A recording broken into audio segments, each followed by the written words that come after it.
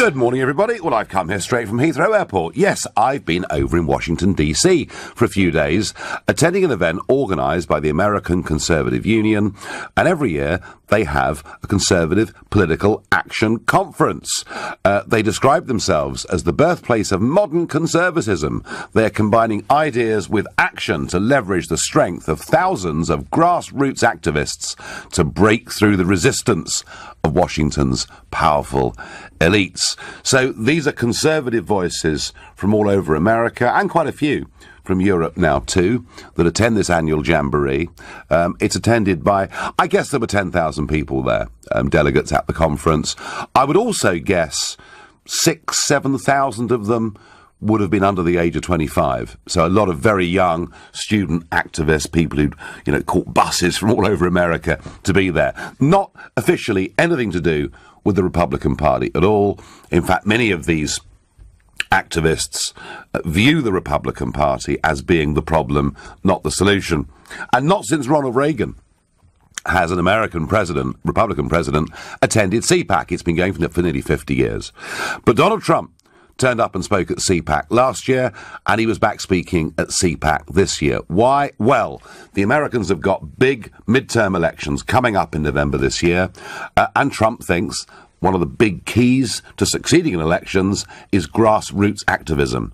Shoe leather, people out there knocking on doors, delivering leaflets, getting out the vote on polling day, joining phone banks, and all the rest of it. I was fortunate to get to spend some time with the president. I met him immediately after he'd come off stage. He was buzzing. He's had a good couple of months, and the polls are looking a lot better for him. So it was good to catch up with the president. I hadn't seen him for a bit. I never ever disclose any confidential conversations I have with him. But it doesn't take a rocket scientist to work out that he is interested in UK politics, interested in where Brexit is going.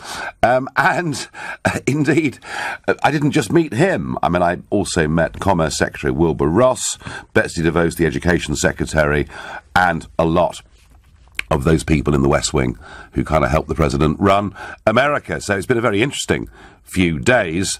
But I wonder, given that I am in the fortunate position of having all these contacts and connections, and actually genuine friends who are part of the Trump administration, and given that with Brexit we're looking to broaden out across the world in terms of what we do, and one of the big things would be a trade deal with the USA, do you think that given those links and connections, the government should make some use of me in the run-up to these, and perhaps even during these trade talks? And if you think, no, I think Nigel Farage is the worst person possible to do anything on behalf of the country, a view I think that is taken very much at the moment by this government, and I'll tell you shortly about a really quite remarkable boycott by the British Embassy of an event I attended. If you think I'm the worst person possible, I should have nothing to do with it, then call 0345 6060 973,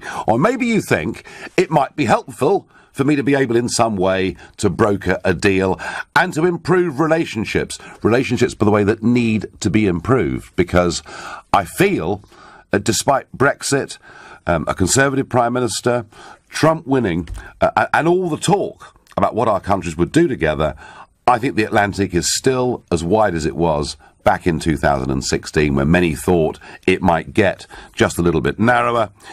So if you think maybe I could help in some way, text to 84850, or maybe you've got a bigger, better idea. Maybe actually you think that we don't want a trade deal with the USA, that actually we might be better off staying in a customs union with the EU, which would mean we couldn't negotiate one anyway, and therefore I wouldn't be needed. And if that's how you feel, tweet using the hashtag Farage and LBC at LBC, and you can, of course, watch us on Facebook and comment there too.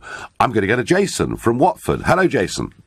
Good morning, how are you? Good morning. I'm okay, actually. Are you jet lagged? Do you know, people talk about jet lag. Honest truth is, Jason, some nights I go to bed at 7 o'clock and some nights I go to bed at 5 o'clock in the morning, so it doesn't really make very much difference to me. No, I mean, it was a very busy few days over there, but a very interesting few days over there. I mean, one thing I can tell you, Jason, is the energy, the excitement, the enthusiasm that the Conservative supporting Americans have is something that just doesn't seem to exist in this country, really. Yeah, but that's the American culture, isn't it? They get very enthusiastic, excited about a lot of things that we don't get excited about in this country. I think that's true, although you could argue, Jason, that within Momentum and within a bit of the Labour Party, there's been a bit of enthusiasm generated there. Possibly, but not like you get in America. You know what it's like there. You just come back from that place. Yeah.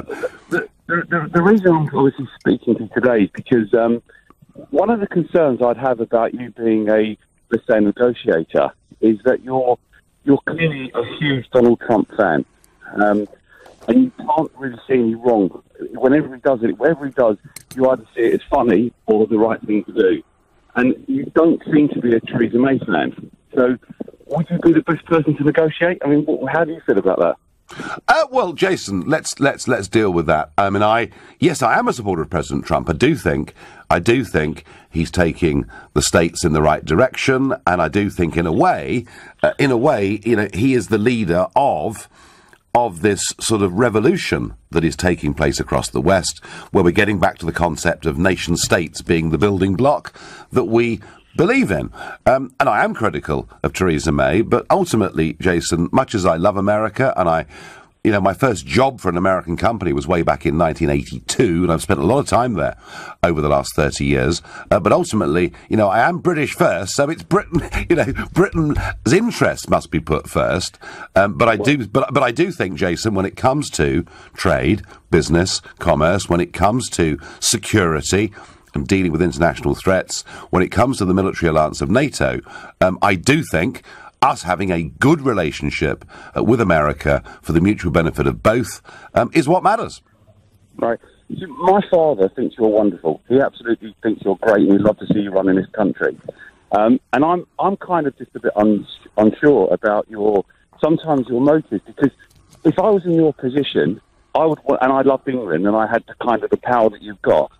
My first goal would be to try and become president of this country, because you love the country. We haven't got. Well, Jason, we haven't got presidents here, have we? We've got Prime Minister. Sorry, what we've got, Jason. What we've got here, I'm afraid, is a predominantly two-party system that prevails. Yeah. That prevails under first past the post.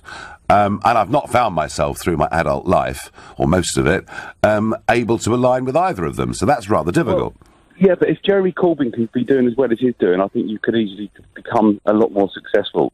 But going back to the that's by the by, Jason. I mean, the real point, Jason, is this, right? Just over a year ago, Trump tweeted, many people think that Nigel Farage would be good as the next British ambassador in Washington, right? He was saying, this is somebody we can work with, someone we know, someone we trust. Now, I'll be frank with you, Jason. I'm not actually asking to become the ambassador. I'm not actually asking for an official position. I'm not asking for a title or a job. I'm not asking for any money. I'm not asking for anything. All I'm saying, Jason, is that I think I could perhaps be useful in getting relations between our country and America back to where it needs to be. And I tell you what I find amazing is 72 hours after he was elected, I went and met him in his apartment up at the top of the Trump Tower. And nobody from the UK government or the Foreign Office even rang me and asked for a debrief. And it's as if their dislike of me, Jason, their intense dislike of me, matters more in some ways than doing the right thing. But what bothers me is that Theresa May and Donald Trump on the surface, because you've got to remember, people like myself, I've met Donald Trump, so I know the type of character of the person you're talking about. And it was a long time ago that I met the man. And it didn't surprise me one iota that he became the president of the United States of America, because he's got that determination and there's something about the man. But what bothers me is it's not the government isn't your problem. It's the British public that can't stand Donald Trump, generally. It's when you talk to people on the street, they can't stand him. I was out with people last night, they don't like it, but Theresa May doesn't seem to have an issue with it. But you know what, Jason? Whether we like Donald Trump or not doesn't seem to me to be the issue. You know, the issue is that, is it in our national interest, firstly, to have a better relationship with him, secondly, to welcome him here on a visit, as much of the rest of the world wants to do? You know, surely that's what matters here, isn't it? Absolutely, because I think things like the royal wedding and him getting an invite to that would do far more for the relationship than what you could possibly do in negotiating better trade deals. I think, look, the royal wedding is, yes, you're quite right, a coming together of us and North America, but no, I think more needs to be done. Nigel, if the government asked for your assistance with Brexit, it's an admittance they have no idea what on earth they're doing, and Whitehall functionaries are Euro fanatics, and think us two short planks, helpfully, says Richard on this Sunday morning. Hi, Nigel, you should be negotiating with Jacob Rees-Mogg, says Pauline. Well, that's a comment on UK politics, not on any potential relationship with the USA. Nigel Farage would be useless in assisting the UK in trade talks with the US. How can we guarantee he will stay 100% committed and won't resign within 6 months? Nigel needs to realise that these talks are serious. Isn't that interesting? 25 years. 25 years of my life campaigning for this little outfit called UKIP, and someone suggests that I might be a quitter. You got the wrong end of the stick, mate. So I'm back from DC, where I was very pleased to catch up with President Trump once again and to meet some pretty senior people in the US administration. Betsy DeVos, Education, Wilbur Ross, Commerce. And it's interesting. I'm just saying, as I've said before, that I have got some good relationships with people in the US administration, and indeed some friends there that I've known for some years. And maybe, just maybe, given the difficulties that there have been between Downing Street, the British government and the US administration, just maybe I might be able to be helpful in some way. Tony says to me by text, nobody has the contacts you have in America. Oh dear, I get on Twitter, is Farage really trying to pitch for a government job? No, I'm not. I don't want a job. I don't want a government job. I don't want to be paid. I don't want a title. I don't want a business card. I'm not going to become the ambassador in Washington, although I do wonder about the current ambassador in Washington. Let me tell you why. Let me give you an example, all right, of how this government's dislike of me is not acting in our national interest. So, in DC, on Thursday evening, there was an inaugural event, a rather surprising event, you might think in many ways.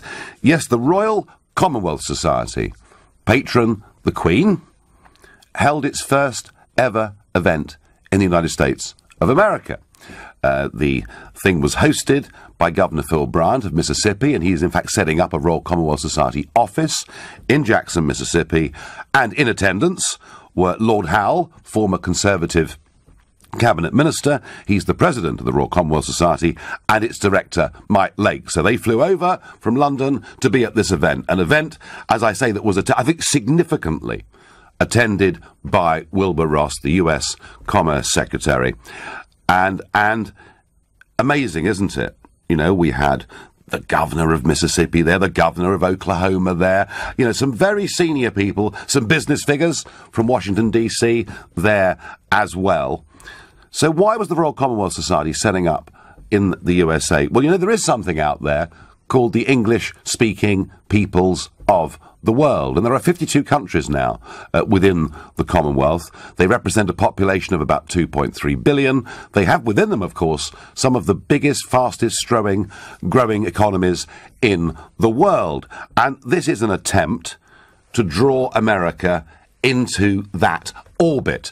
Doesn't mean that America is going to join the Commonwealth necessarily at all, but what it does mean is there's a chance here for people to come together and to talk trade and to talk cultural links, you know, amongst a group of countries who speak English, have common law, and together have pretty remarkable shared history. So the event was held, and it was an overwhelming success, with one exception. A formal invitation was, of course, sent to the British ambassador in Washington, Sir Kim Darroch. He replied that he couldn't come because he would be out of town. Well, okay. But tell you a funny thing, nobody else came from the embassy at all. They must all have been out of town. Perhaps we've closed down the British embassy in Washington. I don't know. No, of course, the truth is they boycotted the event because I had something to do with it. And I think there's a clear example there of us not putting the national interest first. And I can tell you that some of those senior American politicians were pretty disgusted that at this inaugural event, that our Foreign Office, our embassy in Washington, effectively boycotted it. And I wonder, I didn't ask them, but I wonder what Lord Howe and Mike Lake made of it as well, having come all the way over, to represent the Royal Commonwealth Society. It is small-minded, it is petty, it is tribal politics at its very worst, and whether they dislike me intensely, and of course they absolutely hate me, because they never wanted to have a referendum in the first place, and they think I've really upset the apple cart. But whatever they think of me, there is something here that clearly was in our national interest, and they took no part of it. So that's where we are. That's the state of the British government's attitude towards me, and I would have thought perhaps they might be big enough and ugly enough to put that behind them and to get on with something more positive. That's what I think, but tell me what you think. What does Jason in Sutton think? Good morning, Jason. Good morning to you, Nigel. Let's put it to the test. You say you'd like to be involved in our trade negotiations with the States. You were just talking about the Commonwealth. Do you know how much of our total exports America already takes from us? About 20%.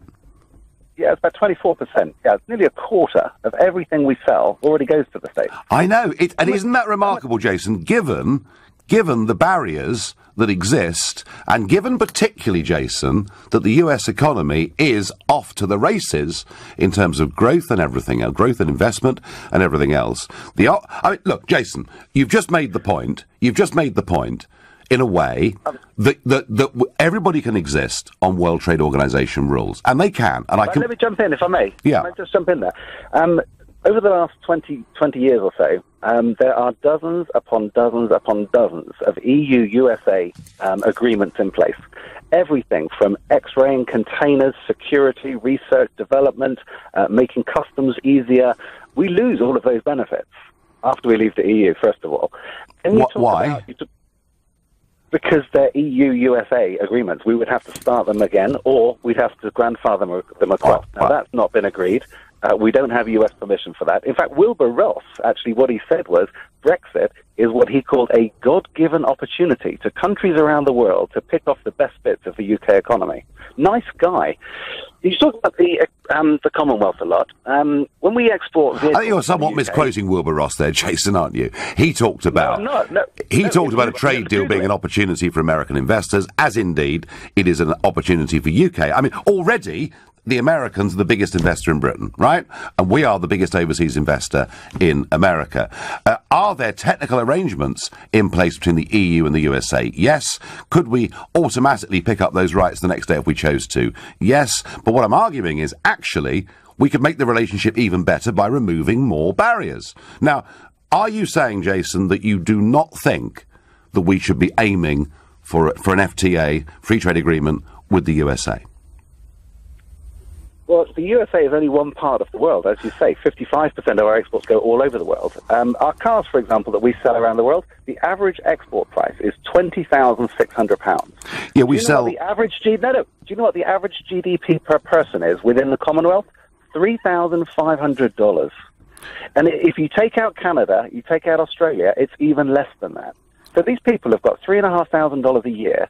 All right. So, Jason, do you think... How many of our £20,000 cars do you think they're going to buy? So do you think, Jason, that India is actually a country in decline? No, of course it's not. It's a growing. Right. So the point is the number of rich people, Jason, in India who are able to buy a £20,000 car goes up every year by quite a huge number. And you're quite right about UK car exports. You know, we now sell more of our cars to the non-EU world than we do to the EU world. The question I'm asking you, and that is relevant to this debate, is do you think we should be aiming at a free trade agreement with America? Not in exclusion to the rest of the world, but should we be aiming at it? You just mentioned Should India. we be aiming at a free trade agreement with America? When we visited Prime Minister Modi in India, Theresa May went over. Should we be I'm going to try it one more time, Jason. Should we be aiming at a free trade agreement with the USA? On the basis that it's a fair and equal and balanced trade agreement, yes, that's not what we'd get. And especially... Well, hang on, Jason. If we didn't get it, we wouldn't sign up to it, would we? Well, then what's the point? We've already got an excellent trading relationship. All right. Okay. Then actually, we should leave the European Union tomorrow, do it on WTO rules, because you're perfectly happy with us operating with the USA on WTO rules, albeit with a few bits of technical adjustment to make trade simpler. That's not how we trade with the US at the moment, and you know that very well. Jason, we trade with America on WTO rules, and yes, of course, there are technical agreements with ports and everything else, but we trade on WTO rules. Jason, I thank you. Did my best. Matthew at Heathrow is the next caller. Matthew, good morning. Morning, Nigel. Basically, I'm around Remainer, accepted we're going to be leaving, but basically, I think now is a good opportunity. The timing's right for you to get involved to try to get a free trade deal with the USA, but at the same time you've got to get the EU involved as well. We're not going to get that free trade deal unless the EU is part of it, and we can have a tailor-made customs arrangements, what Labour's talking about. It's not impossible. It's not impossible that the European Union would look to have a free trade deal with the USA, although I do detect, to be honest with you, Matthew, that anti-American sentiment in Brussels is really, really high, and particularly with, a right-of-centre Trump regime. So I don't think, to be honest with you, that a close USA trade deal with the EU is on the cards anytime soon. Well, but you could use that to try to get a good deal for the UK. Oh, no, absolutely. Absolutely. No. I mean, it seems to me, Matthew, that the closer we are in talks and relationships with America, actually the more leverage we've got in our negotiations with the European Union, all of which leaves me bewildered, that 13 months into a Trump presidency, we don't appear to have made any advances at all on this score. I think we're missing a trick, Matthew. Yeah, I know. And so why don't you now write a confidential letter to Theresa May highlighting the bits of information you found from Donald Trump and saying that you want to work together with them to try to get the right deal for the UK with the EU, but also to start talking about how this trade could work with the US and with the UK. So, I mean, have you actually written a letter to her? Obviously, it's got to be confidential. You can't put it on the website. I mean... that wouldn't really work, would it? Matthew, I've been saying now, for well over a year, that if I could be of any use to help in any way at all, I would like to. Nobody has ever contacted me. They haven't even asked for a debrief, and I doubt they will after this trip. They even boycotted, the inaugural event of the Royal Commonwealth Society. Amazing. Thank you.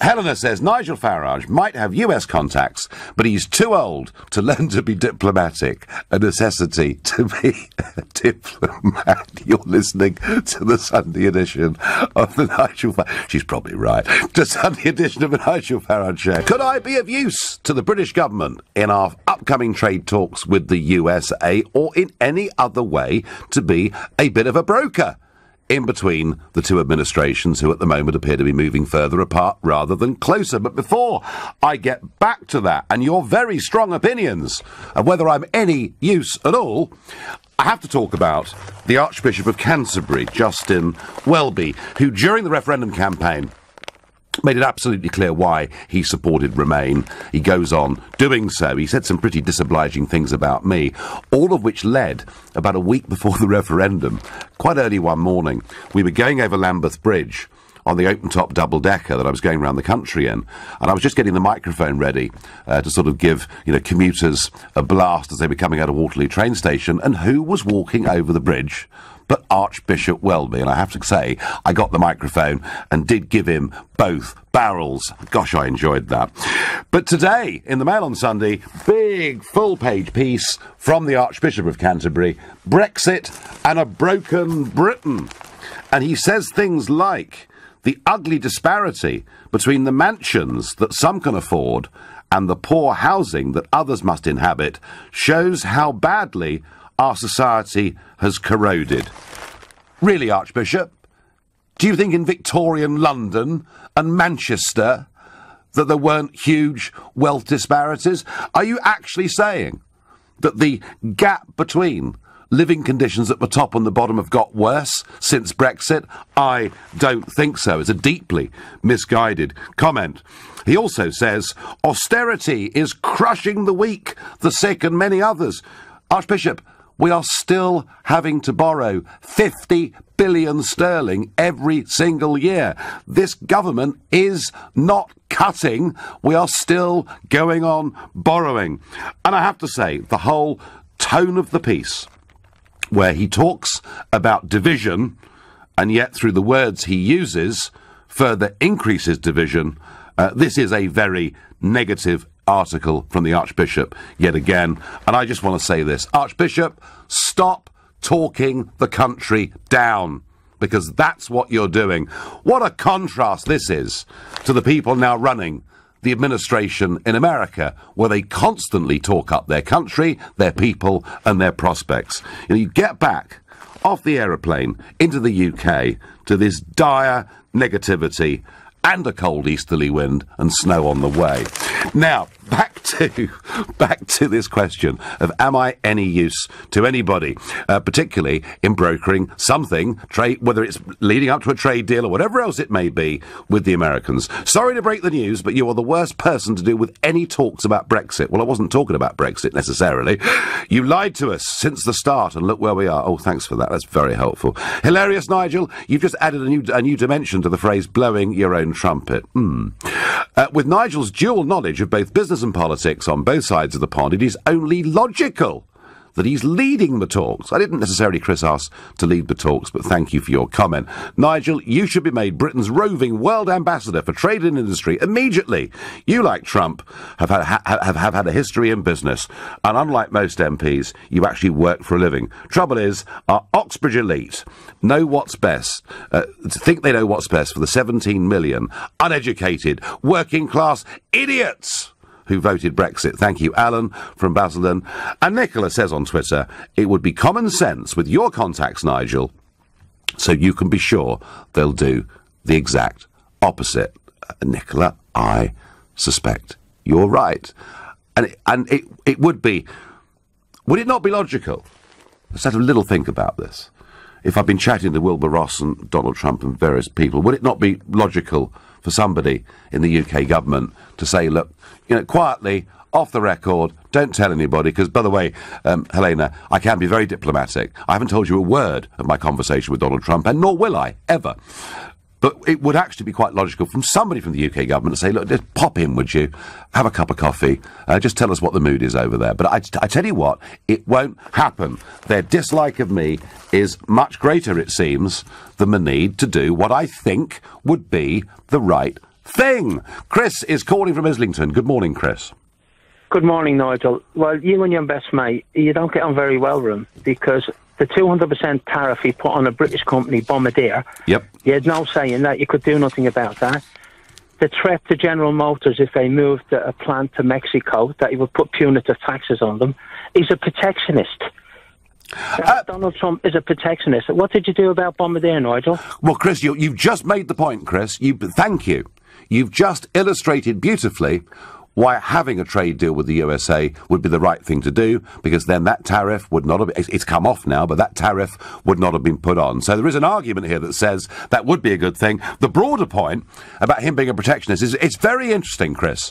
His argument is that trade, free trade needs to be fair as well. And he does see the relationship with Mexico as one whereby America is being undercut and jobs are being exported. But, Chris, what I can tell you, and I've known this since November 16, since the week that they actually won the election, is they're very keen to do a free trade deal with the UK, because that shows everybody that far from being a protectionist, he's actually pro-free trade if it's with countries that he sees to be of equivalence. And perhaps, Chris, the real thing here, of course, is that now that Article 50 when it expires on March the 29th is not the end of the process, because the government is going for a transition deal that will last goodness knows how long. Now, Chris, I think the reality that's dawning on the Trump administration, and they are somewhat bewildered by it, is that realistically there's going to be no trade deal signed until the end of Trump's first term as president. You say that, Nick, but America's biggest trading partner is Canada. He wants to rewrite NAFTA with Canada as well.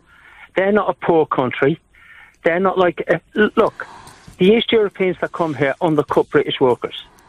That was a fact of life when they first came. That was a fact of life. You can't stop people moving. America needs the Mexicans. They can't survive. Their economy cannot survive without them.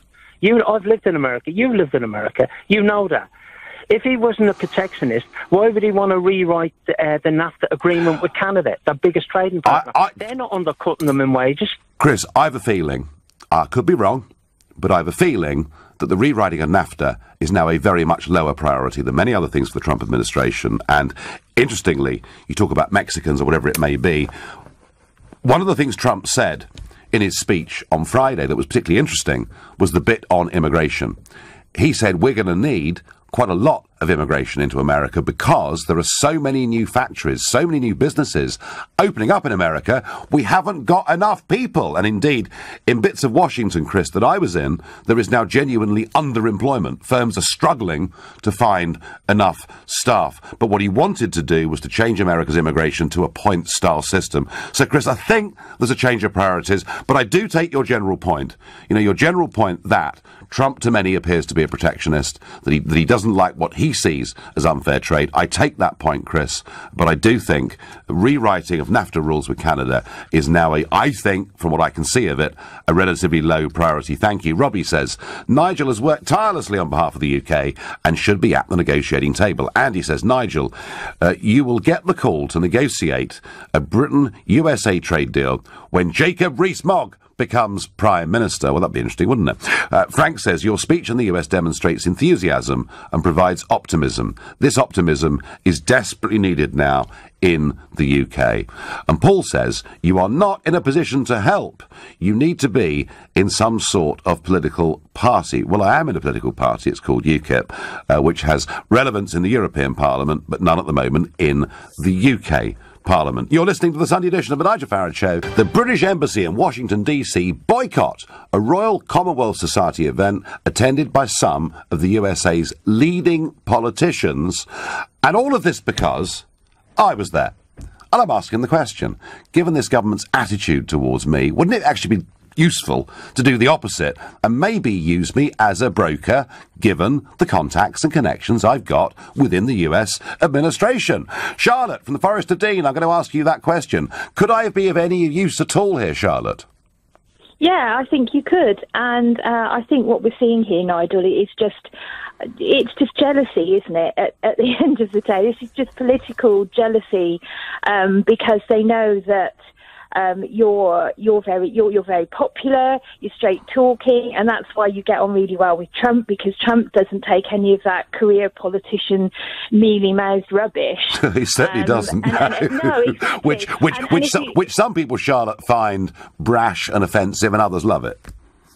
Well, no, I mean, at the end of the day, I'm pretty much a straight talker myself, and I find it refreshing to hear somebody actually sort of getting straight to the point instead of kind of waffling around everything.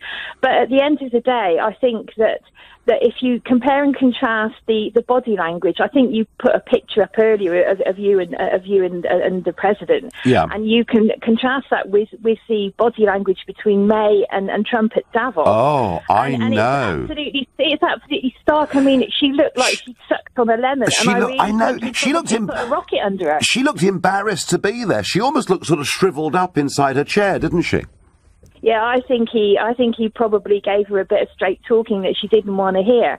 And I think that well, no, I mean, he I'm not laughing at what you're saying, I'm laughing with it. I know, but, you know, I mean, I think he basically, he knows at the end of the day what these politicians are, your Macrons, your Merkels, your your Theresa May's, your Justin Trudeau's, God forbid, and everything else. And he knows what they are, and they're just, mouthpieces for things that are ruining sort of countries and cultures and everything else. And they don't want people like you there. If Thanet wasn't a wake-up call to people, your attempt to get in at Thanet, then people are absolutely blind because, and he also knows that they hitched their wagons to the wrong horse, didn't they? Because they were all over Barry, they were all over. Yeah. I mean, we'll find out more, Charlotte. They shackled it to the wrong horse, and they absolutely hate you. And they absolutely hate me, and we'll find out more about Thanet in court in May of this year, but I'll leave it at that. Charlotte, I thank you very much indeed. Nigel, we do need a trade deal with America, and you would probably be a great ambassador, given your relationship with Trump. But by the time Brexit goes through, Trump probably, and unfortunately, won't be president, and you won't be an asset to us. Interestingly, one of the things Trump said on the stage at CPAC that he's never said before was, he said, well, we've got 7 more years of this. That's the first time I've heard him say that he does intend to run again in 2020. Nigel, you are the right person to work for trade deals. I think you've been ignored because they won't admit they need you, says Claire. Well, I'm a firm Remainer, I get on Twitter, but I concede we should send Farage to the US. Forever, probably. Indeed, we should deport him and never allow him to return. Oh, this is great. This is democracy in action. This is free speech. This is people having their say. And James is a first-time caller from Nottingham. And James, you're on LBC, and you can have your say. Good morning, Nigel. Good morning. Thank you for taking the call. You're an absolute legend. So this is actually an honour to speak to you. James, that last tweet I read out didn't agree with that, but thank you. No, I know. I feel that you, obviously internationally, you've got great relations with Donald. I just think that with the Tory government as it is at the moment, yours will be wasted. You can't really put your ideas into place because you'll be representing theirs, and I don't think they kind of match what you want to do. No, well, all I'm trying to do in this case, James, is just to be helpful, to be a broker, to be a middlman. Yeah. That's all I'm suggesting is that it might actually be in the interest of all of us. It would be brilliant, with building the relations and everything else. But I just think that, someone like Jacob in power, your ideas match a lot better, and I think it would work a lot better if that happened. So if Jacob was in power, it'd all be different, yeah? Yeah. Interesting. James, I thank you for your call. Do call again. I thank you. Let's ask Simon in Chiswick what he thinks. Simon, good morning. Nigel. Look, if I look at your relationship, and I listen to you many times, not because I necessarily agree with you. I think you're a good guy, and I disagree with a lot of what you say. But your relationship with the US to me, is born out of ingratiating yourself. So you're just a yes man. Yes. Really? Yes, Do you know, Simon? Yeah. I've never been called. I mean, I've been called obstructive. I've been called abrasive. But I've never been called a yes man. Now, and this is in particular to Donald Trump. Now, your relationship has been born out of, I've listened to you. You never, ever call him out. And even when you do call him out, the very next day there's a but. But that's not diplomacy, Nigel, right? If you recollect, and I'm no fan of Theresa May, Theresa May was the first person to visit Donald Trump. There was her walking out of the Oval Office, her arm around him. But you know what she dared to do? She dared to challenge him and put the UK's position on certain issues, and that strained the relationship.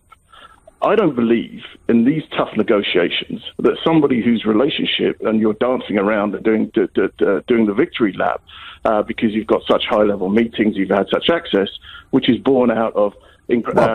Simon, hang on. It wasn't a victory lap. It was, there were two reasons for my visit. One was the invitation to go and speak at CPAC, which of course I accepted. But the other big reason for going was the launch of the Royal Commonwealth Society in the United States of America, a chance to bring America into that orbit, a big organisation, 52 countries, English speaking. That was a really positive thing that was happening there, and that was recognised by, as I say, Lord Howe going across from London, and by senior American politicians turning up. And the point I'm really making, Simon, whatever your view of me, is that for the British Embassy to boycott that, simply because I was there, is a sign of a government that is not really acting in the national interest. But Nigel, if you just were in the US, now let me ask you this. Were you derogatory in any way, or did you undermine the Foreign Office or the UK government in your conversation? No, no, of course not, because we invited them to attend this event, and I didn't say anything publicly about this when I was in America, although some of our American hosts were growling under their breath because they thought it was very, very disrespectful of the British Embassy to behave in this way. So no, I don't go abroad to talk down Britain, Simon. I was very careful about that. And if you look at what I said on the stage, I said, whilst I have my reservations about Brexit, I still hope and believe that it will go through. Simon, could I be of any use in your view? Look, again, Nigel, if I'm sitting in the Foreign Office, you've run teams, you've managed process, and in something like this, you need a team that's rowing it all in the same direction. And if there is somebody in there that you feel that is acting for their own personal need over the need of their country, and I don't doubt you love this country, I do, but I can't, by listening to your rhetoric, it leans towards you. It's the Nigel Farage show, right? And I say that in the nicest possible way. Well, Simon, there we are. There we are. A very damning final comment from Simon in Chiswick. It's all about me, apparently. There you go. Barry is my last caller on this subject, and he lives in Leigh-on-Sea. Hello there, Nigel. Good morning. Basically, I think because of your links with Business World, what you've done in the trading circles of London and the city, and your last 20 years with UKIP and Brexit and leading the Brexit, and quite frankly, you're the forerunner, you're the spearhead of this whole new world movement of politics. There is no one else who's done this but you. In America, the nationalism which is coming out all over Europe, Britain, America, everywhere. You are the spearhead of the whole lot. And as that side of things, in my mind, you really are and should be involved with a free trade agreement because you know both politics, you know both the business world. And well, Barry, you're very kind, Barry. You've got confidence in me to do it. Some have. A lot of people who've called up this morning haven't had. Barry, I thank you. I do get on Twitter, would you be talking on trade agreements for the whole of the UK or just the southeast of England, Nigel? You do seem a little biased towards them. Really, Mark? Really? I don't get that. I think actually I spent most of the last 4 or 5 years as leader of UKIP. I spent most of it in the Midlands or the north of England or South Wales or places like that.